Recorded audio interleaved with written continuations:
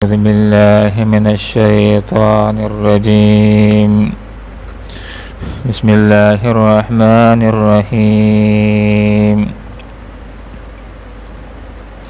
الله يبسط الرزق لمن يشاء ويقدر وفرحوا بالحياة الدنيا وما الحياة الدنيا في الآخرة إلا متاع. صدق الله العظيم. سبحانك لا علم لنا إلا ما علمتنا إنك أنت العليم الحكيم. اللہ تعالیٰ یبسط کشادہ کر کے دیتا ہے الرزق رزق لمن اس کو جسے یشاء وہ چاہے ویقدر اور تنگ کر کے دیتا ہے جس کو چاہے وفرحوا اور یہ خوش ہیں بالحیات الدنیا دنیاوی زندگی پر وما اور نہیں ہے الحیات الدنیا دنیا کی زندگی فی الآخرت بمقابلہ ہے آخرت کے الا مگر متاع اکیر فائدہ. ایک شاعر نے بڑی پیاری بات کہی ہے کہ گلہائے رنگ رنگ سے ہے زینت چمن اے ذوق اس جہاں کو ہے زیب اختلاف سے. اللہ رب العالمین نے کائنات کے اندر چیزوں کے اندر فرق کے مراتب خود رکھا ہے. کسی کو بڑا پیدا کیا، کسی کو چھوٹے قد کا پیدا کیا. امتحان کے لیے کسی کو اللہ رب العالمین نے کالے رنگ کا پیدا کیا، کسی کو سفید رنگ کا پیدا کیا ہے. بطور امتحان کے اللہ تعالیٰ نے کسی کو ذہین پیدا کیا اور دوسرے کو اس سے زیادہ ذہین پیدا کیا. کسی کو مضبوط جسم دیا، دوسرے کو اس سے زیادہ مضبوط جسم دیا. کائنات کے اندر اللہ رب العالمین نے چیزوں کے اندر فرق مراتب رکھا ہے. اسی طرح اللہ تعالیٰ نے سارے انسانوں کو دولتدار پیدا نہیں کیا کہ جو بھی پیدا ہوگا مالدار ہوگا. اللہ تعالیٰ کی حکمت ہے کسی کو اللہ تعالیٰ نے امیر کیا ہے، کسی کو اللہ تعالیٰ نے غریب کیا ہے. اللہ تعالیٰ یبسط تو کشادہ کر کے دیتا ہے الرزق رزق لمن اسے یشاء جس کو چاہے. کسی کا اللہ تعالیٰ امیری کے ذریعے امتحان لینا چاہتا ہے اس کو امیر کر لیتا ہے. وہ یقدر اور تنگ کر کے دیتا ہے نپت اللہ دیتا ہے جس کو چاہتا ہے. جس کا اللہ تعالیٰ کو مقصود ہوتا ہے امتحان لینا غریبی کے ذریعے اللہ تعالیٰ اس کو غریبی کی آزمائش کے اندر مبتلا کر لیتا ہے اور پھر دیکھتا ہے کہ یہ صبر کرے گا یا چوریوں چکاریوں کی طرف جائے گا. تو آیت سے ہمارے سامنے یہ بات سامنے آ جاتی ہے کہ اگر اللہ رب العالمین نے کسی کو بہت زیادہ دولت دے رکھی ہے، بہت زیادہ گاڑیاں دے رکھی ہیں، بہت زیادہ گھر دے رکھے ہیں، بہت زیادہ عہدے دے رکھے ہیں، بہت زیادہ مال دیا ہوا ہے، تو خواہ مخواہ اس کا یہ مطلب نہیں ہوتا کہ وہ اللہ تعالیٰ کا پیارا ہے، چہیتا ہے اور اللہ تعالیٰ اس سے خواہ مخواہ راضی بھی ہے. راضی ہو بھی سکتا ہے اور نہیں بھی ہو سکتا. مثلا غور کیجئے قارون، اس کے پاس اتنی دولت تھی جس کا حساب اس کو خود بھی معلوم نہیں تھا. کروڑوں کی اس سے زیادہ اس کے پاس دولت تھی. قرآن مجید کی آیات کا یہ مفہوم ہے کہ اتنی زیادہ اس کے پاس دولت تھی کہ گوداموں کی چابیاں نوجوانوں کا ایک مضبوط گروہ اٹھایا کرتا تھا. خود اندازہ لگا لیں کس قدر اس کے پاس مال تھا. لیکن اس سے اللہ رب العالمین ناراض تھا. اللہ تعالیٰ نے دنیا کے اندر اس کو غرقاب کیا. اور حضرت عبد الرحمن ابن عوف رضی اللہ عنہ کے پاس بھی بہت ساری دولت تھی. عثمان غنی رضی اللہ عنہ کے پاس بھی بہت ساری دولت تھی. اللہ تعالیٰ ان سے راضی تھا. تو اللہ تعالیٰ راضی بھی ہو سکتا ہے اور ناراض بھی ہو سکتا ہے. کسی کے پاس زیادہ دولت کا ہونا اس بات کی علامت نہیں کہ خواہ مخواہ اللہ اس سے راضی ہے اس لیے دے دیا ہے. پیسوں کا ہونا یہ امتحان ہوتا ہے، اس کے ذریعے سے اللہ تعالیٰ اس کی آزمائش کرنا چاہتا ہے. اور کسی کو اللہ تعالیٰ نے غریب کیا ہوا ہے، کوئی آدمی غریب ہے تو اس کا خواہ مخواہ ہرگز یہ مطلب نہیں کہ اللہ تعالیٰ اس سے خفا ہے اس لیے اللہ تعالیٰ نے اس کو غریب کیا ہوا ہے، اس کو پیسے نہیں دیے. اللہ تعالیٰ اس سے خفا بھی ہو سکتا ہے، خوش بھی ہو سکتا ہے. مثلا غور کیجئے حضرت بلال رضی اللہ عنہ کے پاس پیسے نہیں تھے. ابو ذر غفاری رضی اللہ عنہ غریب تھے لیکن اللہ تعالیٰ ان سے راضی تھا رضی اللہ عنہ ورضوا عنہ. اور کتنے کافر آپ دیکھتے ہیں کہ کافر اور خیر مانگتے ہیں. کافروں سے اللہ تعالیٰ ناراض ہے جب تک کہ وہ کلمہ پڑھ نہ لیں. تو کسی کے پاس پیسوں کا نہ ہونا اس بات کی علامت نہیں کہ خواہ مخواہ اللہ تعالیٰ اس سے ناراض ہے اس لیے اس کو غریب کیا ہوا ہے. اللہ رب العالمین جس کو چاہتا ہے آزماتا ہے امیری کے ذریعے سے کہ یہ شکر ادا کرے گا یا نہیں، اس میں سے زکوٰۃ و خیرات دے گا یا نہیں. اور کسی کو اللہ تعالیٰ رزق تنگ کر کے دیتا ہے اللہ تعالیٰ اس کو اس طرح آزمانا چاہتا ہے کہ صبر کرے گا یا یہ چوری وغیرہ کی طرف جائے گا۔ تو حقیقت کے اندر اس آیت کے اندر سے ہمارے سامنے ایک نقطہ یہ بھی آ جاتا ہے کہ اگرچہ اسلام نے ہمیں اس بات کی تعلیم دی ہے لیس للانسان الا ما سعی، انسان کو وہی ملتا ہے جس کی وہ کوشش کرتا ہے، تو جو رزق اس کے نصیب کے اندر اللہ نے رکھا ہوا ہے، اسلام کی یہ تعلیم ہے، اس کے لیے محنت بھی کرنی ہے، جدوجہد بھی کرنا ہے، لیکن اسلام نے ہمیں یہ بھی سکھایا کہ محنت کے نتیجے کے اندر ملے گا اتنا ہی جتنا اللہ نے فیصلہ کرنا ہے اللہ تعالیٰ دے گا۔ اب غور کیجئے، اگر محنت ہی کے اوپر سب کچھ ہوتا تو کسان ایک دفعہ محنت کرتا ہے، کھیت کے اندر 5 بوریاں نکل آتی ہیں گندم کی، دوسری دفعہ بعد اوقات اس سے زیادہ محنت کرتا ہے لیکن 5 کے بجائے 4 نکل آتی ہیں، تو ایک انسان کام کرتا ہے، محنت کرتا ہے، لیکن سوچو کہ پیسے اللہ دے گا، اللہ رب العالمین جتنے چاہے گا اتنے اللہ تعالیٰ عطا کرے گا، باقی محنت کرنا، یہ اسلام نے ہمیں اس کی تعلیم دی ہے۔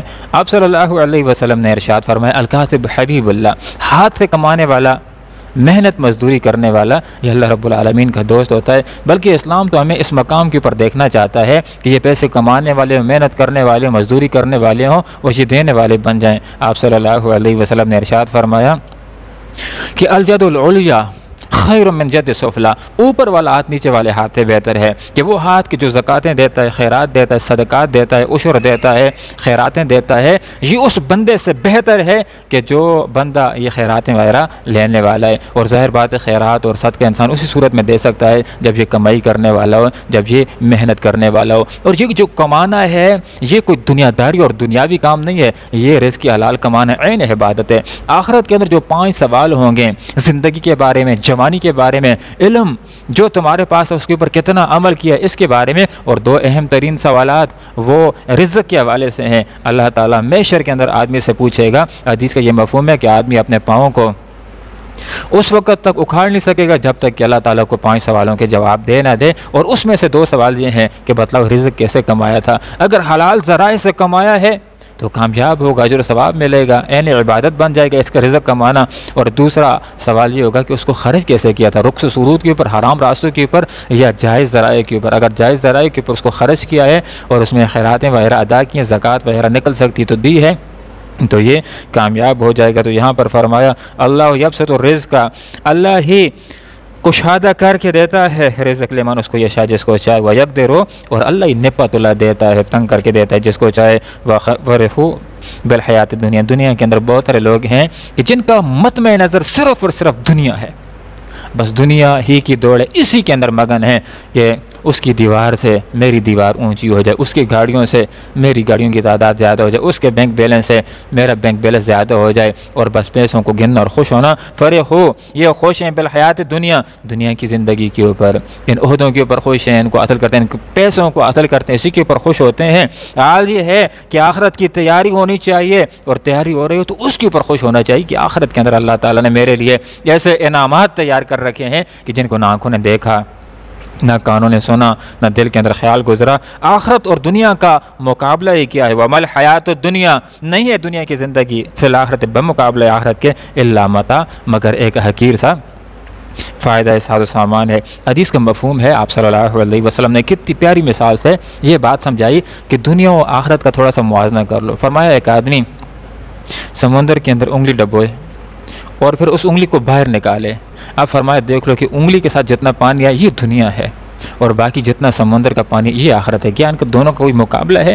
کوئی مقابلہ نہیں۔ دنیا ہے، دنیا کی نعمتیں ہیں، عارضی ہیں، ختم ہونے والی ہیں، جہاں تک والآخرۃ خیر وابقیٰ، آخرت کی زندگی بہتر بھی ہے اور باقی بھی رہنے والی ہے، وہ نہ ختم ہونے والی زندگی ہے۔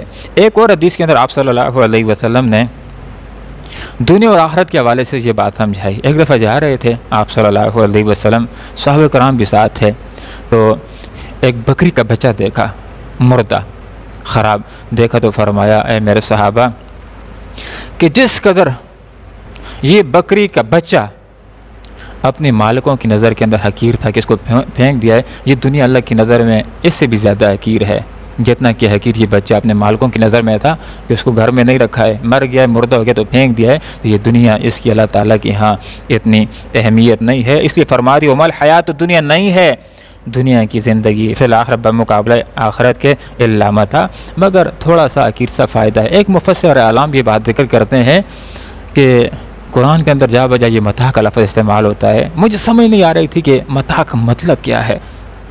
فرماتے ہیں ایک دفعہ میں جا رہا تھا، ایک گھر سے آواز آ گئی۔ اس دور کے اندر جو گھر ہوتے تھے چھوٹی چھوٹی دیواریں ہوا کرتی تھیں اور اکثر گھر کی آواز باہر آ جاتی تھی، تو ایک عورت کی آواز میرے کانوں کے اوپر لگ گئی۔ عورت کہہ رہی تھی کہ کتا متا لے کر کے بھاگ گیا ہے۔ فرماتے ہیں میں نے دروازے کی طرف دیکھا تو فرماتے ہیں کہ میں یہ پہچان نہ کر سکا کہ اس کتے کے منہ کے اندر جو کپڑا تھا، آیا یہ وہ تھا کہ جس کے ساتھ عورتیں تندور صاف کرتی ہیں، یا وہ تھا کہ جس کے ساتھ عورتیں برتنوں کو دھوتی ہیں۔ گویا کہ گھر کے اندر جو کپڑا ہوتا ہے جس وقت ردی ہو جاتا ہے، بیکار ہو جاتا ہے، تو اس کا آخری استعمال یہی ہوتا ہے کہ اس کے ساتھ تندور کو صاف کرتے ہیں یا اس کے ساتھ برتنوں کو مانجا جاتا ہے۔ تو گویا کہ یہ دنیا یہ ایک حقیر چیز ہے۔ آخرت کے مقابلے کے اندر یہ بات یاد رکھنی چاہیے۔ ویسے اس دنیا کی بڑی اہمیت ہے کہ اسی دنیا کے اندر انسان نے رہنا ہے اور اسی دنیا کو کمانا، یہی انسان پیسے کماتا ہے، زکاتیں دے کر کے انسان بہت بڑا بے صاحب اجر حاصل کر سکتا ہے۔ اس کے پاس پیسے ہوں، پیسے جہاد کے اندر دے کر بے شمار وہ ثواب حاصل کر سکتا ہے، لیکن آخرت کے مقابلے کے اندر دنیا کچھ بھی نہیں۔ انسان کو بہت کچھ مل جائے اور آخرت کی تیاری نہ کرے تو یہ سب کچھ ایک دن فنا ہو جائے گا، ختم ہو جائے گا۔ اللہ رب العالمین سے دعا کرتے ہیں کہ اللہ تعالیٰ ہمیں اس بات کی توفیق عطا فرمائے کہ ہم دنیا کو بھی لیں ضرورت کے مطابق، اللہ تعالیٰ ہمیں دنیا کی رزق کے اندر بھی وسعت نصیب فرمائے اور اللہ تعالیٰ ہمیں آخرت بھی دے۔ اور کتنی پیاری دعا اسلام نے ہمیں سکھائی ہے۔ آپ صلی اللہ علیہ وسلم بھی یہ دعا کیا کرتے تھے، اللہم ربنا آتنا فی الدنیا حسنہ، اے اللہ دنیا کے اندر بھی حسنہ دے۔ دنیا کا حسنہ یہ رزق حلال بھی ہے، بہترین زندگی، عزت کی زندگی، و فی الآخرت حسنہ، اور اے اللہ آخرت کا حسنہ بھی دے۔ آخرت کا حسنہ رب کی رضا کا حاصل ہونا، رب کا دیدار ملنا، رب کی جنت کا مل جانا، وقنا عذاب النار۔ اے اللہ ہمیں دوزخ کی آگ سے بچا۔ اللہ عمل کی توفیق عطا فرمائے، آمین۔ وآخر دعوانا ان الحمدللہ رب العالمین۔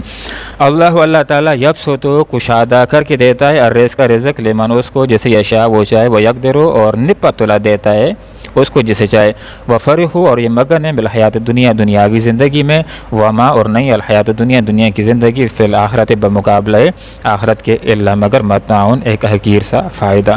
اللہم ربنا آتنا فی الدنیا حسنۃ وفی الآخرۃ حسنۃ وقنا عذاب النار برحمتک یا ارحم الراحمین۔